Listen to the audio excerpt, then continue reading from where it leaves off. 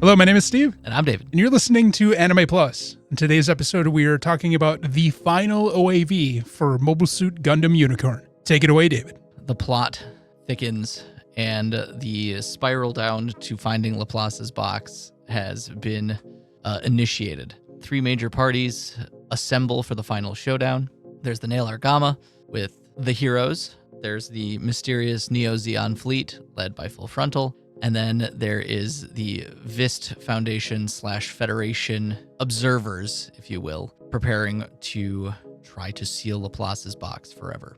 But before they can get there, we get a showdown between Riddy and Banager.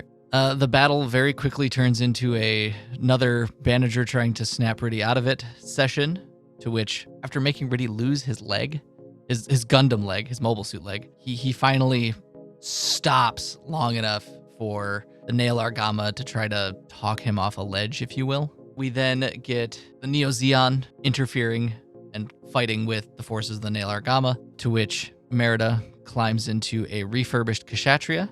Epic battle takes place. We get a showdown between Angelo and Banager, where Angelo uses these funnels that can apparently shut down a Saikamu system. And then, Riddy kills Merida. It kills her, even though everybody was like, no, don't do it, don't do it. He finally stops, and that was the only part that I was kind of like, really? Somebody had to die for you to calm down. So Riddy kills Merida. The ghost of Merida Cruz goes around to everybody. This causes Banager to break out of the Saikamu blocker by turning his shields into vortexes of doom. And then, he Thanos snaps Angelo out of existence by making his claw swim back around, and Riddy has a temper tantrum for much longer than I would have liked. But Banager and Maneva make it to Laplace's box. They meet with Siam Vist, and we get this whole backstory about how the Federation conveniently erased the last article of the declaration of the Federation, Earth Federation, because originally the Federation was like, hell yeah, potential space people. And then, we get Frontal showing up, and then there's this whole, you're the ghost of Char, and blah, blah, blah. Crazy combat sequence between the Neo-Zeon. They keep just trying to make that thing bigger and bigger every single time. It was huge. It's like the third time this thing's shown up. Yeah, it showed up in Stardust Memories, didn't it? Yes, it never works. Eventually you make a mobile suit so big that it's just a ship, and mobile suits are designed to kill ships, so what's the point? Right, but it does have this. They never even described what system it is, but the Neo-Zeon had this thing where it created a gold ring, and then all their weapons exploded. And then from that, Banager went Kung Fu Master on the Neo-Zeon, which then caused Full Frontal to grab Banager and take him on this trip through time, where he saw everything from Mobile Suit Gundam to Zeta to Double Zeta to Char's counterattack. And then he fast-forwarded him to a point where time had ceased. And then through the power of love and friendship, Banager brings the light back and then makes Char disintegrate. And then his life force joins Amuro and Lala Soon. Yeah. And all 3 of them twirl off into the sunset as Space Jesus Eagles, Force Ghosts, if you will, which I thought was beautiful.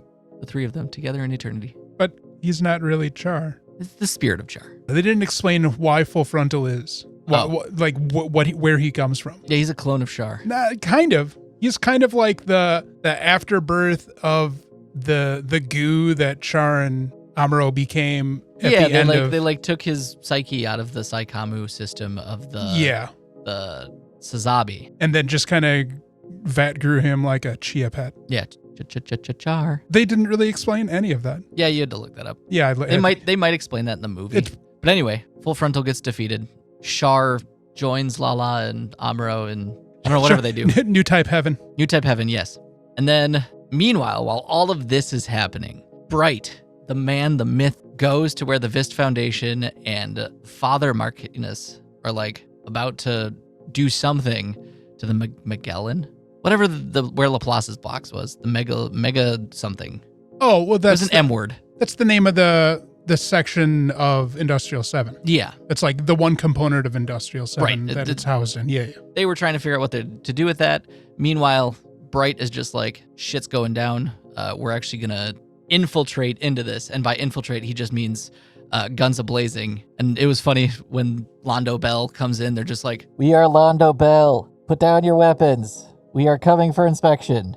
Bright Noah comes in, and as they decide that they're going to fire grips at this goddamn place, Bright is just like, "You fire that weapon, consider me an enemy of the Federation." And I'm still mad that Bright didn't do anything to that chairman. Because he knew who the real villain was. Yeah, it was her. But anyway, they turn it on.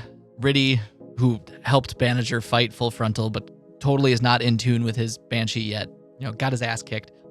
They decide that they're going to, through the power of friendship, the colony laser, and they put up a Psychamu field and they eat up the colony laser. Yeah. And then Banager turns into a chrysalis. Yeah, because it's like he becomes a perfect new type. The Psychamu kind of like feedback overloads. Yeah, and he becomes what Riddy calls a perfect new type. Which makes zero sense.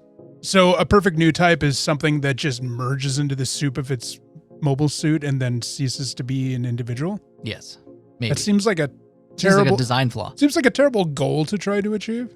And then Banager goes sicko mode on the Federation fleet that's coming to destroy them. He fams them out of the way with his hand. And then Riddy's like, "You can't be with Minerva if you're like this. I'll be with Minerva." And then Banager snaps out of it, apparently. Yeah, because Riddy's like, "I need to send you thoughts of encouragement," so you snap out of your chrysalis form. Yeah, which Banager snaps out, and then they fly off into the sunset. Roll credits. Yeah. Oh, and while all this is happening too, Minerva's giving a speech about the article across the entirety of the Earth sphere, because Siam Vist is just like, "I can tap into every single thing that has a screen or a speaker. Let's go." And yeah, that's Unicorn Gundam. Oh, and Kai showed up twice this episode. Did you notice? Yes, I saw Sayla Sayla. Moss? Yes, when they're doing the speech part, he's like, and then Sayla shows up, and I was like, on his display, yeah. I was like, it's her. So I liked Unicorn. I loved Unicorn. Up until parts of this last episode, I really didn't like a lot of this last episode. Just the whole ridiculous Space Jesus new type thing, I think in this episode was the most self-serving I've seen in Gundam so far. It was ridiculous and over the top and unnecessary. And Full Frontal served literally no purpose in the story. It's almost like in this episode, you get 3/4 of the way through it and you're like, no Full Frontal. Guess he doesn't matter. And then he shows up and it really didn't matter. It was irrelevant for him to exist within the story. Gotta put the memory of Char to rest. Also, Angelo's weird, magic girl dream about Char. That was really funny. Char, don't leave me. Angelo truly loved Char. Angelo did love Full Frontal. You know what, though? Angelo loves Full Frontal and wants Full Frontal as badly as the beginning of Unicorn Banager wanted Minerva. 100%. And I was kind of happy that Angelo survived the war. Because I feel like if a character that probably just needs to redeem his stupidness, he's a primary candidate for he could actually become a good person. There's a chance he's going to show up in narrative. We'll find out next week. It's a conclusion of the story because it was taken from the final Unicorn novel. No, I don't know. I was disappointed, honestly. Taking bets on whether Banager's going to show up or not. I don't know. We'll find out. We'll have to wait. This episode disheartened me and made me begin to regret going down this Gundam hole because I'm tired of it just repeating itself ad nauseum and just getting increasingly more stupid in how it resolves things through the power of new type, mysticism. I hate it. I really hate it. No regrets, not even one letter. So hate it. Oh, I was so mad. I was so angry with the end of this episode. I love all this new type shit. I don't think Gundam's for me. It's taken, 100 hours of Gundam to come to that conclusion at this point, I feel? No, our plans for future Gundam episodes. I'm going to keep watching Gundam, don't get me wrong. But I'm not the Gundam audience. And that should have been very apparent a long time ago when I just didn't care about the mobile suits. But you loved Zeta. Zeta was a fun story. And as you'll find out, in the real ending, because, the movie ending kind of scrubbed it, when it goes spiritualist meltdown, new type apocalypse kind of thing going on, it gets real crazy. There's a reason Camille becomes catatonic. Nice. I think him and Fa are the cutest couple. Because he does start to grow, at least in the movies, he starts to grow towards the end. It's because all the other girls he was going after either betrayed and or died. Yeah, that's true. But still, a real hero of the Gundam universe. Bright. I'm still convinced is Bright. 100%. I can't wait to see if he makes an appearance in Hathaway. Or narrative. He might show up in narrative. He's probably going to show up in narrative. I hope he shows up in Hathaway. I don't know if he does, though. I would love for him to show up. Maybe in like a Hathaway. weird cameo, like, oh, what's my idiot son doing now? Also, Bright, I think, got demoted. After today's events? No, after Zeta. 'Cause he was a commander in Zeta. Yeah, there's a good And then chance. he's a captain. There's a good chance he got demoted. Because if I know correctly, commander is usually over captain. That man has brass testicles. Yeah. I'd argue steel testicles. Tungsten. They're just that heavy. Like the man walks with a gimp walk. He has to walk always with his hands behind his back or else he'll fall over. That man is just invincible. Yeah, pretty much. They're going to kill him in Hathaway. I'm going to cry. Watch it. It's like, addendum, your father died of a heart attack 3 years ago. Oh, if they kill him off screen. He's not gonna. Oh. Bright will not die through combat. He will die through like health reasons. I want to know how he dies. I really think we're going to find out in Hathaway. I don't know. We'll let it happen. Hathaway's got 3 movies. What year does Hathaway take place? It's after UC 100, isn't it? Yeah, I think it's like 105 or 106. Because this is just the Earth sphere. There's nothing. We don't know if there's anything outside of the Earth sphere. Look, the Gundam universe has not run into alien life forms. Yeah. The closest thing we have are the Neo new types, or the Cyber new types. God, that's what the Gundam universe needs. They're fighting each other because there's only humans to fight, and that's it. As soon as you introduce aliens, humanity's united like that. Or so we hope. This episode made me disappointed. There were a lot of moments in the story that I really enjoyed, visually, character-wise. But honestly, I hated all the Gundam parts.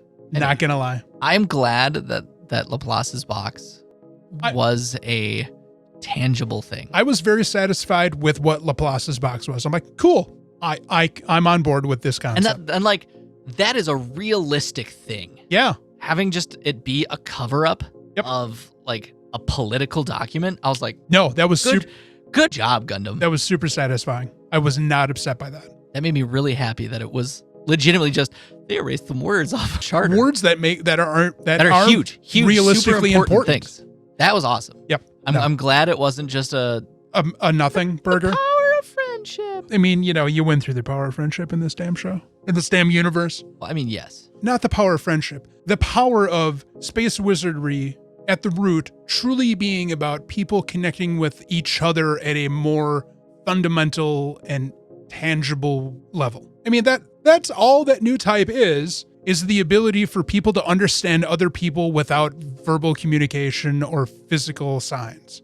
Except it's jacked up on serotonin to the level where it kills half of the people, 3/4 of the people who succumb to it. Yeah. The new type thing has killed a lot of people. It's universal century. It's been a lot of dead people. I mean, a good chunk of them are through terroristic activities during wartime. Yeah. A lot of colony drops. I like how at UC0, they're just like, and all war will cease forever. I love when we say that at certain junctures in history. And then terrorist attack blows up the prime minister. The thing, yeah, but like, joke's on us. And then it became 79 years of relative peace and then just nonstop war afterwards. Because somebody had an idea.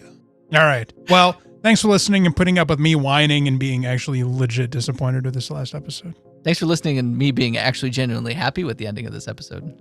I love Unicorn. Such a good, it's probably my There were top. a lot of really good moments and a lot of really terrible moments. I would like to argue that this is my favorite Gundam series I've seen so far. Let us know what you thought about Gundam Unicorn as we make our way into Gundam Narrative next week. And then after that, we'll have one final episode for this current iteration of Anime Plus, the first Hathaway movie. I've been very eager to watch that because the little segments I've seen of it, animation-wise, it looks phenomenal. Don't forget to like and subscribe. Hit that bell so you get notified when we get special episodes dropping. And we'll catch you guys next time.